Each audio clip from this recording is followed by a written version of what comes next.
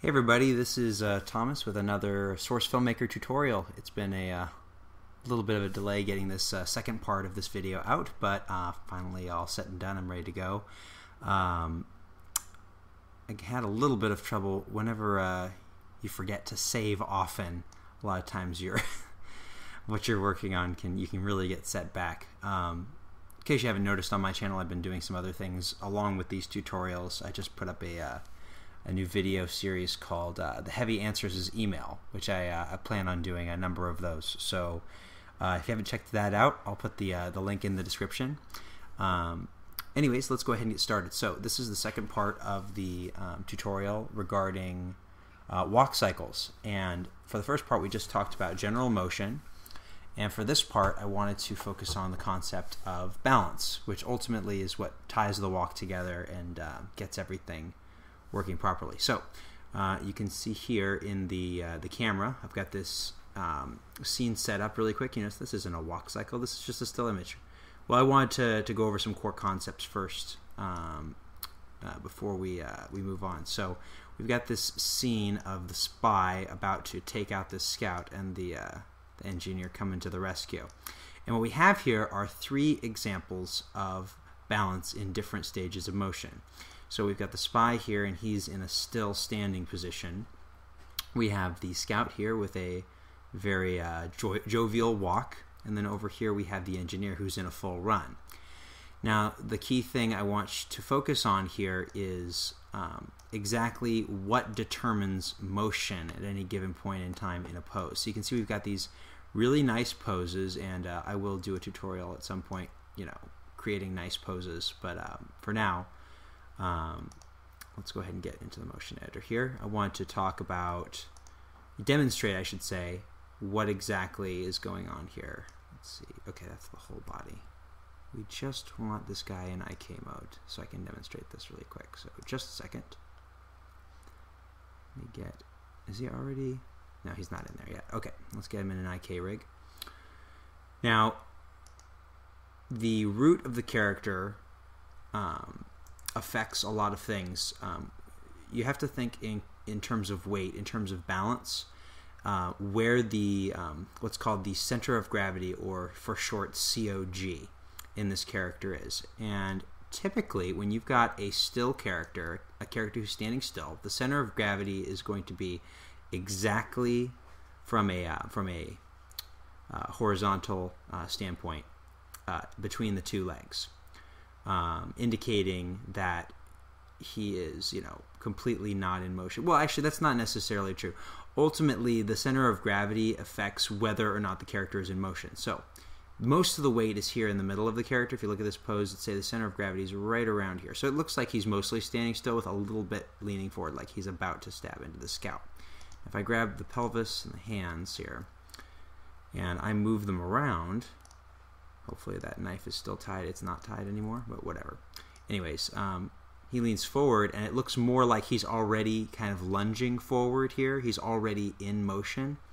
Whereas if I lean him back, it almost looks like he's dodging, like he's about to stab forward still, but he's actually in the middle of kind of falling backwards. Same goes with our engineer friend over here. Let me load an IK rig for him. Oh, he's already in there. Excellent. All right. So if I grab his hips and hands here, and his foot since it's in the air, and I move him, like right now, he kind of looks like he's in a pose, like he's standing still. Oop, that's not what I want. I want the pelvis. There we go. Now, because his center of gravity is more in front of him now, when I do this, you'll notice that it feels like, actually if I put him too far, he'll feel like he's going to fall on his face, just because this foot's not going to catch him in time. So he's too far in the walk cycle, I would say. For him to catch himself, he'd probably fall on his face. His center of gravity right now is like somewhere way out here, and here are his feet. I move him here, his center of gravity is still right around here, I would say. That's what it feels like with his arms and all that. You have to factor it all in and kind of just feel it out.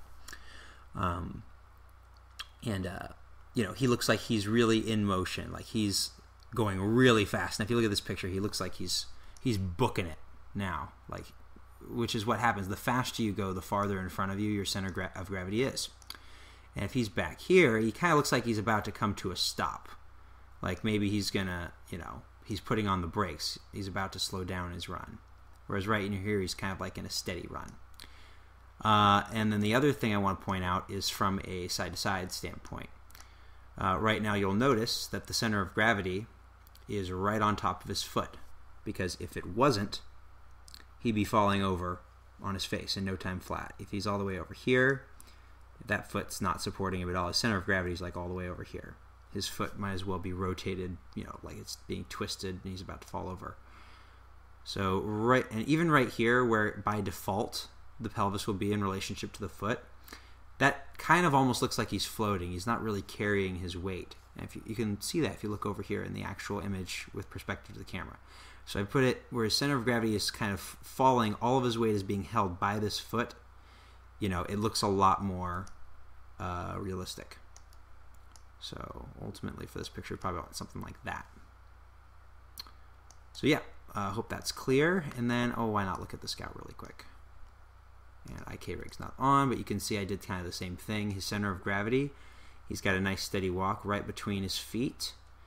But if I were to, I guess I could lean him forward. Gosh darn it. All right, IK rig. I mean, you get the general idea, but I still want to demonstrate in the 3 types of motion. We've got the walk, the standing, and the running. And running cycles are totally different from walking. I would not use my tutorial to do a run. All right. Okay. So you can use the rotation of the hips here to indicate, what the pace of his walk is. So if he's running like the engineer is, if you look at the engineer, notice how much farther forward his body is leaning in comparison to the scout. He's just got this slight lean because he's not walking very fast. He's kind of got a spring in his step. But if I were to say, bring him forward like this, maybe I bring his arms up like that, bring his arm down so that his whole body motion. Now he looks like he's kind of going, he's still doing this brisk walk, but look at how much faster it looks like he's going now because he has that lean forward. And then to compensate, I'd probably make his stride longer because you're going faster, your stride's going to be longer. So it'd be something like that. Now he looks almost like he's in a jog. So you can see how these small balance tweaks can affect the motion of the character. Okay, so that being said, let's move on to the next area we were going to work on. So we've got this motion here that I've developed for the demo man. You'll notice, and I will start this over from the beginning.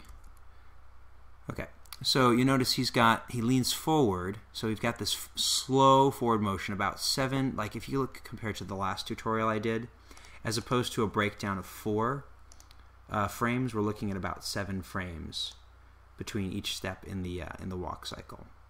And the unfortunate thing, some of the information that I lost in translation with my scene was I lost some of the keyframes, and that is no bueno. So hopefully this one still looks like it's intact. Alright, so the idea was I blocked out this shot and I got the general speed that I wanted, and again I did not animate the root, I used the hips to do that. And then you can see for the next shot here is the same shot. Oh, that's not right. Here's the same shot but with some animation thrown in. So now I've got this 7-frame walk cycle with a little hop at the end. And that's our demo man walk that we're going to be looking at. So let's take a look at the work camera. And this is all animated. I'm not going to be doing any live animating in this tutorial. This is all just concepts because I already broke down pretty much the gist of a walk cycle from a technical standpoint, and this is more focusing on the core concepts behind balance and the execution of the walk cycle. So this is more of a character walk cycle. You can see the same steps we worked on are still there, the up and down motion of the hips and the the proper foot movement. So the weight feels nice, feels realistic. Ignore the arms. Ultimately I would do those in forward kinematics. For some reason, Valve thinks it's a great idea to do IK hands by default. So whatever. So yeah. So what I want to look at here, we're going to look at this motion, and there's a few things I want to point out before we talk about balance. Let's go into the graph editor here. Look at the pelvis. All right. So once again, just to review from the last tutorial, we've got 4 basic poses. We've got contact, and then we're going to do 1, 2, 3, 4, 5, 6, 7, and then we've got another frame here. So that's another pose where the foot is planted and he's at his lowest point in the arc. If you look at the hips, 1, 2, 3, 4, 5, 6, 7. Now he's coming up. So we've got this passing position where he's kind of neutral. His hips are usually right over the foot. 1, 2, 3, 4, 5, 6, 7. There's a little 8 there for some reason. Then we have the push-off pose where he's at his highest point in the arc. And then 1, 2, 3, 4, 5, 6, 7. There's the contact again. One little thing I did change from last tutorial, which is something you kind of do later. I didn't really touch on it. Notice the feet. 1, 2, 3. Plant. You can just do a handful of frames for the plant. Ideally, you want like 2 or 3. So that gives you a more realistic plant for the foot. You'll also notice there's a little bit of rotation here. It's not quite realistic. That's more of a fault of the rig itself. You can counter animate that to resolve that once you get into the polishing process, but ultimately it's not that important here. If you look at the overall motion, it looks just fine. Okay, so that's the legs here, and we got the up and down motion. We're not going to talk about the jump. It's just there for good looks. Okay, so let's talk about balance. So now we're going to look at the same shot from a different angle with some added animation that I did. So pay attention up here, and I want you to focus on the root of the character, because we're talking about the center of gravity, and the majority of that is going to be governed by the hips, and a little bit the arms, which is why when you see someone balancing themselves on a tight wire, they'll use their arms to counterbalance, because the way that you turn your spine and the way that you move your arms does affect where your center of gravity is at any given time. But in a simple walk, the arms and the spine don't move around too much. There's a little bit going on, but it doesn't really affect the walk. So let's go ahead and take a look at this. Now, so watch those hips. Now, you're going to notice something right away. You see that sideways motion where the hips, like we were looking at the engineer pose, now the foot is below the hips, and it looks like he's got all of his weight on that foot. So his free foot is free to pass by. It doesn't have any weight on it, so it can go through the air, and then it can plant. Once it's planted, remember, series of controlled falls, we need at least one foot carrying the weight at all times, which is why we call this the contact position. It is the transfer of weight exactly from one foot to the other. And thus, we want the center of gravity to be in the middle, because you'll notice this very quick side-to-side motion where voomp, it's switching from one foot to the other. So yeah, that's what's going on here. You'll also notice I've got a little bit of rotation in here. You look at the hips again, and let's take a look at this from the work camera. Let's just, we're just going to look at the demo man's crotch here really quick. All right, right now we've got the hips about straight ahead. Once we get to that contact position, the really important thing about the contact position, this is the most spread apart. Is it going to crash on me? What are we going to do? What are you doing? Okay, I don't know what it's doing. Oh, that's probably why. I don't know why it's doing that. Okay, the legs are at their most spread apart, so we have what's called an extension, and that's going to automatically make the hips rotate a little bit. So if you watch the rotation here, look at that circle. right here. Look at that red line. It's facing forward, and as the legs stretch, you'll notice points off to the side. That's because we got this big stretch going on between the legs, so it's going to automatically turn the hips to the side at the contact position. It's at its most turned. Then it's going to turn back, and then at the next contact position, you'll see again it's turned in the opposite direction. And that's going to create a lot of cool movement for us already. If you look at the upper body, it looks like it's really animated, but there's really not a lot going on here. I've just got the hips moving up and down. I've got that natural rotation. And then I've got that side-to-side movement on the hips. The only other motion I've added here is the upper spine. These two right here are the ones I like to use.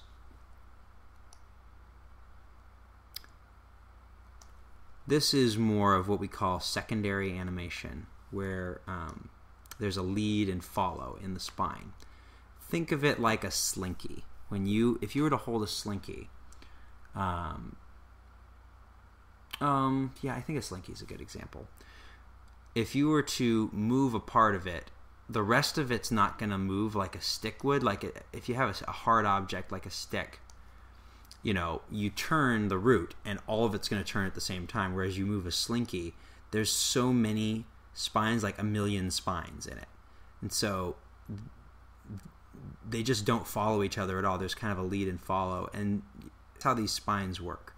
So if we look at all of these spines here, this is the root, and then this one stays pretty stiff most of the time. And then they get progressively less stiff each time you go up the spine. So that's why I like to grab these two here, and I'll rotate them so that when he's coming up and you get this downward motion, the spine kind of holds back. So what I did, you can see that keyframe right there. This is the standard position, and he slowly comes back to this point. And then as he falls, he catches himself, and then we have that momentum. So I have this other keyframe in here where his head kind of rotates farther forward down. And I can exaggerate this for you just so you can really see it. The bump, like that. And it looks like he's head banging, but maybe he's really drunk today. He's just like, oh, and that's all I did. So all of things like that, actually, that's kind of fun. Let's just do that. We'll just make it even bigger. Why not? We like to have fun when we're animating, right? That's the whole point. Now let's look at that walk cycle. I should have stayed in bed today. Yeah, so that's how we apply the principles of balance and center of gravity to our animation. I mean, you'd be amazed what a difference just moving those hips left and right makes. I mean, look at how great that looks compared to the original video. And in case you think it's just the angle, I'll show you what it looked like originally. So here's the original shot with the basic motion. And then let me get into here. And here is what it looked like before I did any of that. I mean, it doesn't look bad. It just doesn't look nearly as good.